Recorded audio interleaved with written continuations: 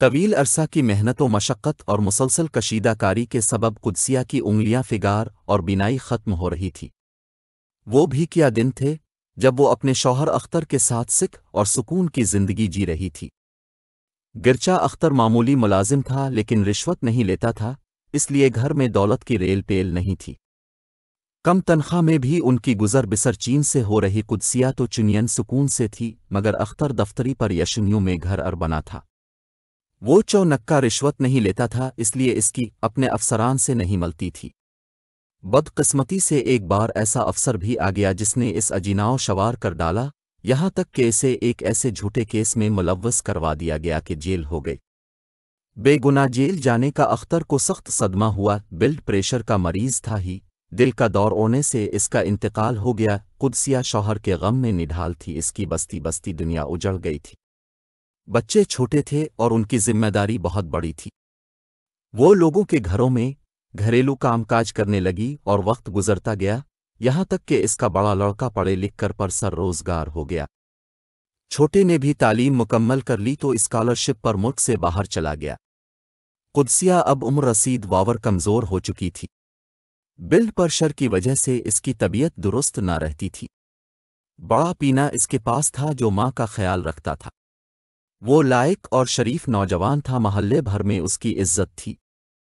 قدسیہ نے بہو لانے کا جتن کیا تو آسانی سے اسے ایک متوسط گھرانے سے رشتہ مل گیا اور وہ اپنی پسند کی بہو بھی اولانے میں سفل ہو گئی۔ نصر کی دلہن کو بصورت وہ اپنی دلہن کو پا کر بہت خوش تھا، مگر صوفیہ خوش نہ تھی کیونکہ شادی سے پہلے وہ اپنے محلے کے ایک نوجوان گل رخ کو پسند کرتی تھی اور دونوں شادی کرنا چاہتے تھے، مگر یہ شادی کیوں نہ ہو سکی کہ صوفیہ کے والدین گل رخ کو پسند نہ کرتے تھے۔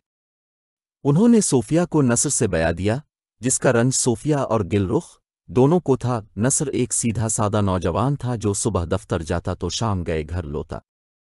صوفیہ چند دن تو مغموم مگر باصبر رہی، لیکن وقت کے ساتھ غم کی شدت کم ہونے کی بجائے بڑھنے لگی۔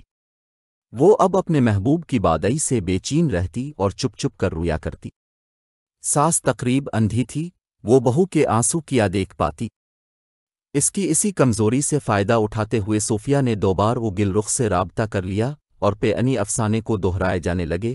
پھر اس کا حوصلہ بڑھا اور اس نے دن میں گل رخ کو گھر میں بلانا شروع کر دیا کیونکہ اس سے بہتر اور محفوظ جگہ اور کوئی نہ تھی۔ شوہر تو صبح کا گیا شام کو آتا تھا اور ساس اپنے کمرے میں پڑی ہوتی تھی، پس وہ اپنے ہی گھر میں گل رخ سے ملنے لگی۔ شوہر کے دفتر چلے جانے کے بعد وہ گھر کا دروازہ کھلا رکھتی۔ جب مقررہ وقت پر اس کا محبوب اندر آ جاتا، وہ دروازہ بند کر لیتی۔ ساس اپنے کمرے میں دوا کھا کر منہ لپیٹ سو جاتی۔ صوفیہ اور گل ذرا بے خوف وقت اکٹھے بتاتے۔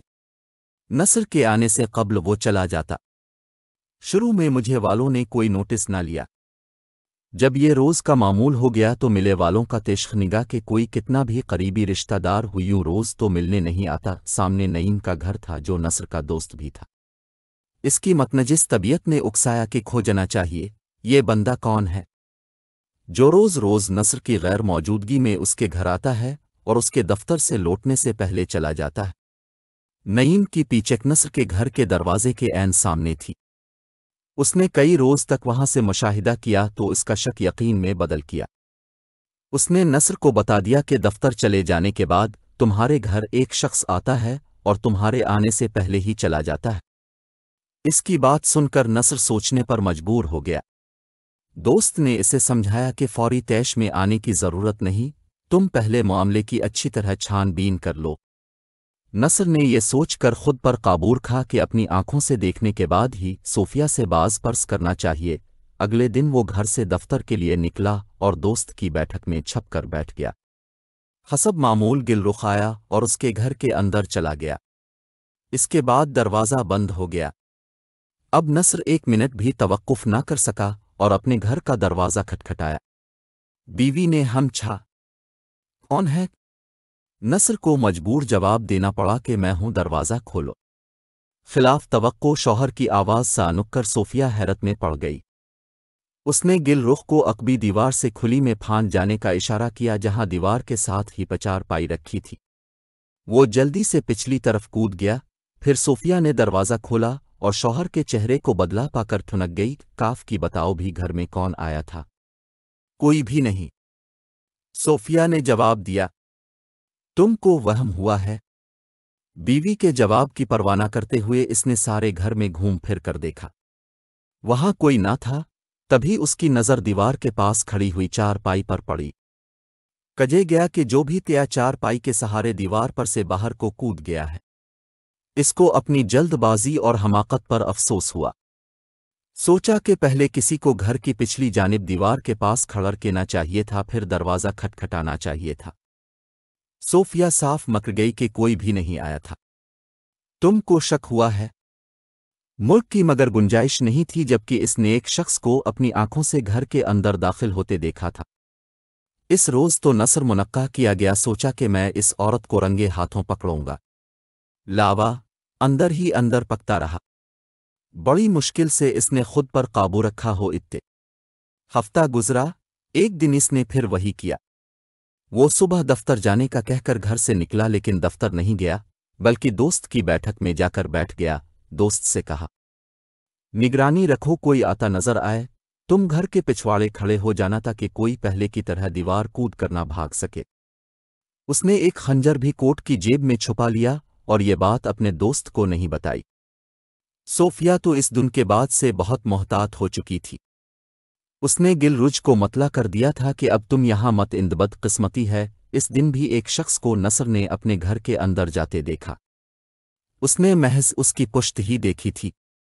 जो ही वो इसके घर में गया, ये भी दौड़कर घर की तरफ चला गया। इसकी बीवी दरवाज़ा बंद कर चुकी थी। नसर ने दरवाज़ा खटखटा, आवर जो नहीं बीवी ने दर खोला। वो इस पर पिल पड़ा। खंजर निकालकर उसका वही काम तमाम कर दिया। सोफिया की चीख पुकारें कर वो शख्स कमरे से निकल आया जो अभी अभी घर में दाखिल हुआ था। नसरीर तो जैसे खून सवार हो चुका था। उसने ये गौर ही नहीं किया कि ये कौन शख्स है, ना उसने कोई सवाल ही किया। बस इस पर मंजर से वार करने लगा, और जब 2-4 वार कर चुका तो इसको सूझ आ गई कि ये लड़का तो उसकी बीवी का मामू है, जो शादी के दिन भी उनके घर मौजूद था और जिसको वो एक बार पहले देख चुका है। जब तक इसका हाथ रखा, नौजवान फर्श पर गिर चुका था। खून उसके हाथों और शानों से बह रहा था, लेकिन अभी इसमें कुव्वत मौजूद थी और बेहोश नहीं हुआ था। इस अचानक हमला से हवास बाख्ता हो गया था। तभी इसकी नज़र दरवाजे के पाक पड़ी सोफिया पर गई, जो खून में लथपथ फर्श पर पड़ी थी। इसलिए वो भी बेहोश हो गया। इसके बाद नसर खुद ही थाने चला गया, तमाम हालात बताए और खुद को गिरफ्तारी के लिए पाई कर दिया। अफसोस की बात यह है कि असल मुजरिम जो गिलरुख था वो तो बेख गया, मगर सोफिया का मामू बेचारा है गुना मारा गया। वो अस्पताल ले जाते हुए ज़्यादा खून बह जाने के सब बच्चल बसा। वाक़या ये था कि इस रोज़ सोफिया की माँ की तबीयत खराब थी। सो उसने अपने सबसे छोटे भाई अहमर को भेजा था कि जाकर सोफिया को इसकी सास की इजाज़त से ले आए। अहमर के तो वहम व गुमान में न था कि वहां भांजी की दहलीज पर मोताज की मुंतज़िर खड़ी है और भाई के मक्तल का सबब भी दो ही बने वाला है। शायद किस्मत में उसकी मौत इसी तरह लिखी गई थी। जी है कि मुफ़क्का एक बेलाग बिला है। ये एक ऐसी आंधी है जो दिमाग के चराग को बुझा देती है। नस्ल के दिमाग का चराग भी फौरी इश्तियाल से बिछ गया और वो मिटने में ऐसा अंधा हो गया कि गिलरुख और अहमर में तमीज़ न कर सका कि वो किसको मार रहा है। नस्र का भाई मुख से बाहर था। इसके केस की पैरवी करने वाला कोई न था। नईम ने काफ़ी साथ दिया, मगर नस्र को जेल जाने से न बचा सका, क्योंकि इसने खुद थाने जाकर इकबाली बयान दिया था। नस्र को सज़ा हो गई। बूढ़ी माँ उसके गम में बरती घर में तन्हा रह गई। एक बेटा परदेस में था तो दो सरा जेल में। कुदसिया को संभालने और देखने वाला कोई ना था। नईम के घरवाले और हम पड़ोसी उसे संभालते और देखभाल करते थे। वो बिचारी तो पीने के गम में बहार पड़ी थी। अंधी होने की वजह से खाना भी खुद ना पकाती थी। सुबह का नाश्ता और खाना नईम की माँ देती थीं और रात का हमारे घर से जाता था। नस्र को उम्र कैद हो गई और छोटा लड़का न जाने किस मजबूरी के सबब ना आयाता था, जबकि अंधी आंखें इंतजार में खिली रहती थीं। इस वाक़या के 7 बरस तक कुदसिया की आंखें दोनों बेटों के इनकार में खिली रहें और आखिरकार खिली आंखों से ही वो मौत की आगोश में चली गई। नसर जब रहा ओरा, घर खाली हो चुका और उस पर ताला लगा था। ना माँ रही और ना बेकी। خدا ایسی بیوی کسی کو نہ دے اور ایسا غم بھی کسی ماں کو نہ دکھائے۔ بچی ہے کہ حصے کی آندھی دماغ کے چراغ کو بجھا دیتی ہے۔